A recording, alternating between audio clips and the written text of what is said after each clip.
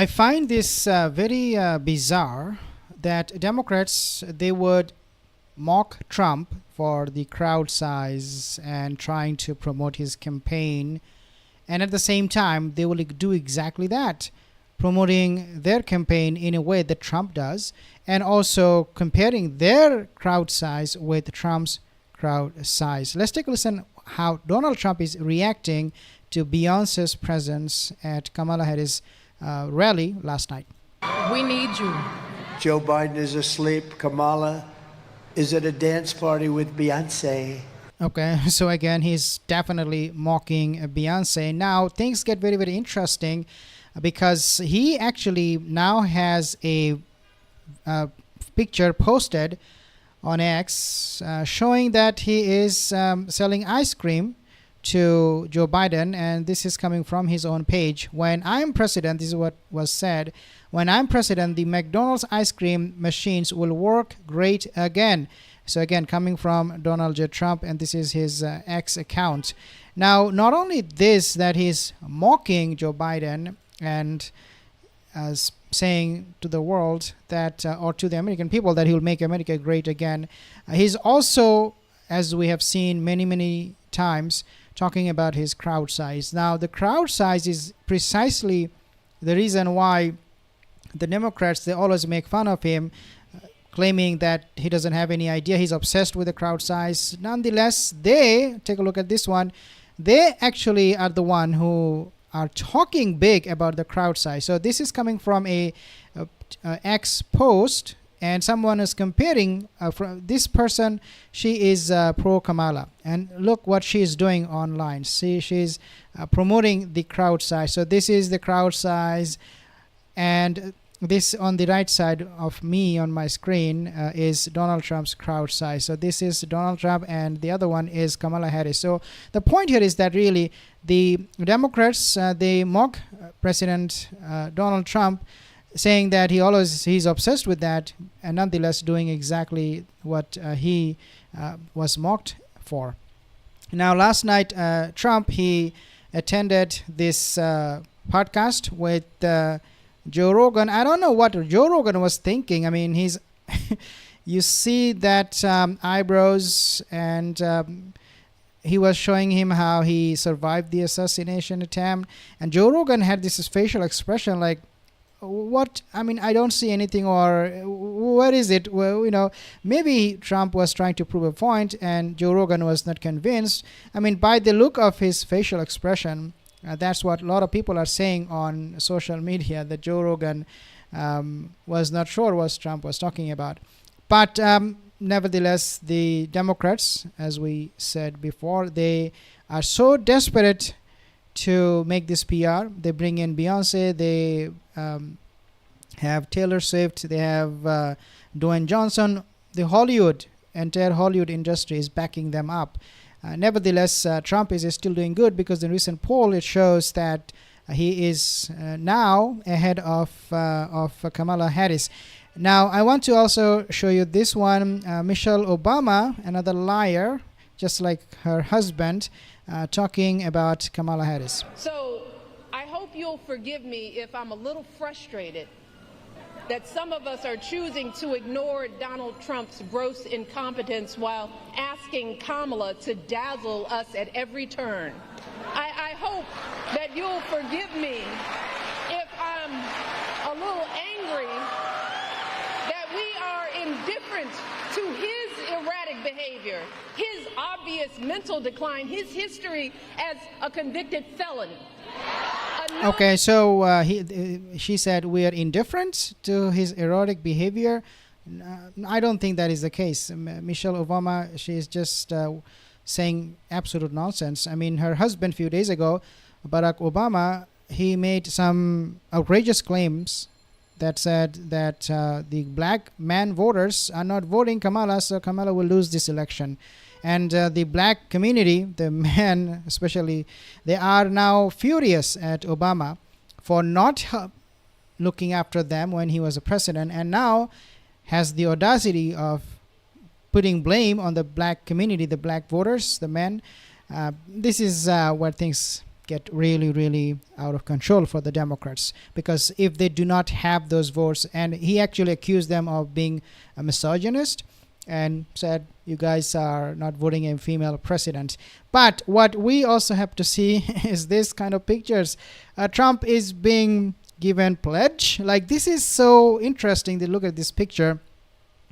You see men and women giving him their pledge. I don't know what kind of, is this some kind of religious ceremony taking place? I don't know if this is something evangelical thing. I don't know. But this kind of picture is not good. It is scary, because it does give me the vibe that they're giving him this pledge based on religion or religious text. And when you use religion, especially the Bible, from Christianity, you are telling the world that, I'm going to be following this book. And according to the Bible, Russia, Turkey, all of these countries are axis of evil that will come at the end of time to destroy Israel. So this kind of pictures, they don't sit well with me. I mean, come on, this reminds me of Hitler, believe it or not. So I don't know, but they are very, very devoted to him and committed to his campaign. Now we talk about Jill Stein, and I said all the time, guys, vote for her. She is anti-genocide, anti-Israel, what they're doing. I want to play this video. Hey, what's going on, guys? Hamza here. I'm with presidential candidate Jill Stein. She is a Jewish American, and she supports a free Palestine. And Jill Stein, I wanted to ask you, why? Because it's absolutely outrageous and unacceptable that we are looking at the torture and murder of children on an industrial scale. What's going on in Palestine is absolutely the destruction of human rights, the destruction of international law, and we say no, because as Gaza goes, we all go. This is not about being Muslim, this is not about being Christian, this is not about being Jewish, this is about being human and having human values and not being bludgeoned by the military-industrial complex into an endless war agenda. This is just the latest of the endless wars, which is not only destroying human rights, subjecting and normalizing women and children to torture and murder on an industrial scale. This is about endless war. This is about spending half of our congressional dollars on the endless war machine, of which this genocidal war is just the latest instance.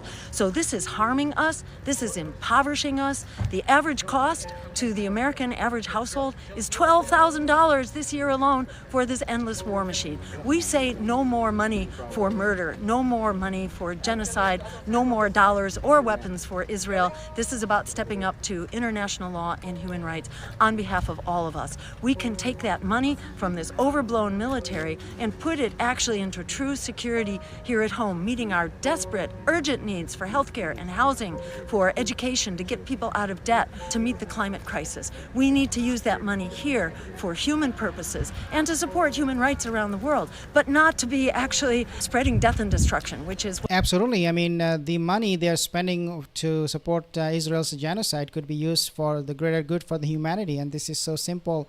Yet this Zionist supporter Donald Trump, Kamala Harris, they are relentless doing exactly that, which is to commit this genocide, continue this. In fact, Donald Trump, he said, finish the job. And when he was asked about Netanyahu and his conversation, he basically told Netanyahu, you have the blank check, do whatever you think is good for your country.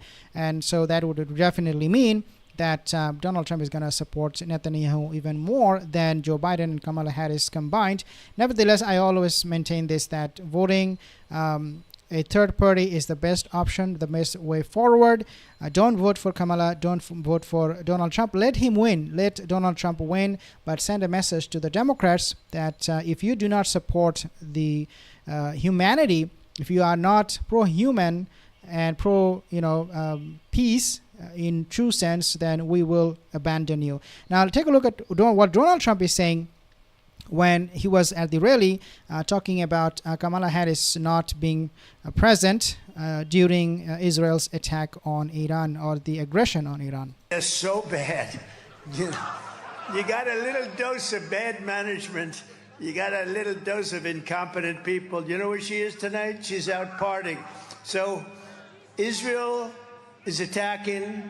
We got a war going on, and she's out partying. at least we're working to make America great again. That's what we're doing. That's what I call make Israel great again, not America great again, because American, they're suffering, as Jill Stein, she just mentioned, 12,000, the cost is going up. Inflation is going through the roof. So they don't, I mean, a few days ago we had the Milton hurricane in the States. I'm not in the States. And they had other hurricane, other natural disasters. And this presidential candidates like Kamala Harris and other people in the government, they are talking about how to help Israel more. They're not helping American people to recover from those hurricanes, from those natural disasters. They're helping Israel to continue this genocide and to defend itself, quote unquote, against aggression from Iran. And now looks like Russia is going to be taking an aim at them very, very soon. Something very, very interesting, nevertheless, that I just want to share with you guys. Leave a comment in the comment section below. See you in the next video. Have a wonderful day.